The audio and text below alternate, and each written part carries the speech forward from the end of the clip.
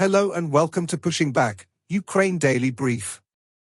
As the war enters its 850th day, these are the main developments from the past 24 hours. The update from the General Staff of the Armed Forces of Ukraine.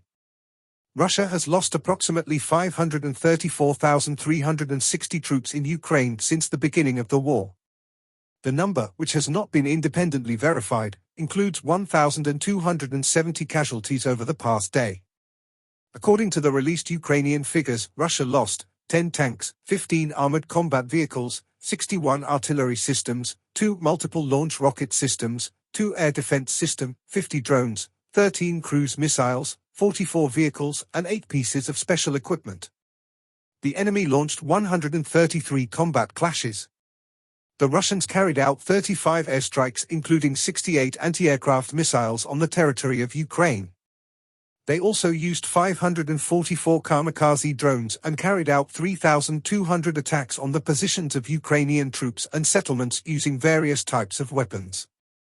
In its latest intelligence update, the Institute for the Study of War, Russian forces appear to be intensifying the tempo of their offensive operations in Donetsk Oblast while decreasing the rate of attacks in northern Kharkiv Oblast, consistent with ISW's assessment that Russian offensive operations in Kharkiv Oblast are primarily intended to fix and distract Ukrainian forces in order to allow Russian forces to intensify elsewhere in theater.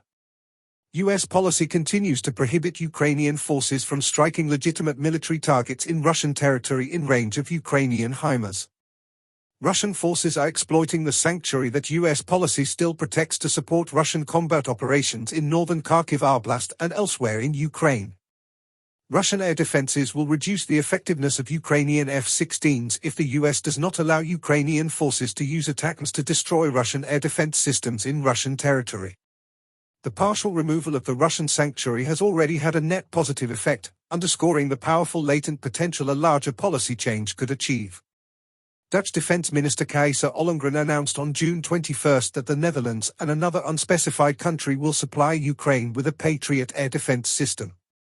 Russian opposition outlet Vazhnya Istoria reported on a series of leadership changes within the Russian Federal Security Service's Fifth Service, which reportedly specializes in collecting intelligence within Russia and the former Soviet Union. Western countries have reportedly provided Ukraine with roughly €800 million worth of Serbian-produced ammunition, despite Serbian President Aleksandar Vucic's ongoing efforts to balance favor between Russia and the West.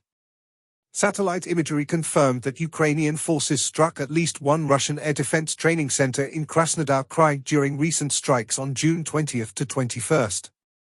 Select Russian mill bloggers claimed that unnamed actors, implied to be Ukrainians, conducted a strike using attacks against Rostov Oblast, although ISW cannot independently confirm these reports. Russian law enforcement and security agencies continue working with the Russian Ministry of Defense to recruit those accused of criminal offenses into the Russian military, likely as part of ongoing crypto mobilization efforts. Russian forces recently advanced near Svatov, Chasiv Yar, and Avdiivka. In Zelensky's nightly video he spoke about 3 areas. Firstly, ongoing crisis in Kharkiv and immediate response. The city of Kharkiv is experiencing severe destruction from Russian-guided aerial bomb attacks, with significant casualties and injuries. Rescue operations are challenging due to the destruction of residential buildings, but efforts by the State Emergency Service of Ukraine and local services are in full swing to assist the victims. Secondly, need for enhanced military capabilities. Ukraine is in urgent need of modern air defense systems, specifically Patriots, and the acceleration of pilot training for F-16s to protect against Russian aerial attacks. Continued international support, particularly from the US, is crucial for stabilizing the situation and countering Russian missile launchers and combat aviation. Lastly, gratitude and recognition for rescuers and soldiers, recognition of the efforts of rescuers, emergency services, police, and volunteers who are working tirelessly across various regions to save lives. Acknowledgement of the bravery and resilience of Ukrainian soldiers fighting in the Donetsk region and other frontline areas, facing daily assaults from Russian forces. Thanks for following today's updates. Please don't forget to like and subscribe for more content. We'll return tomorrow with the latest news on the ongoing conflict.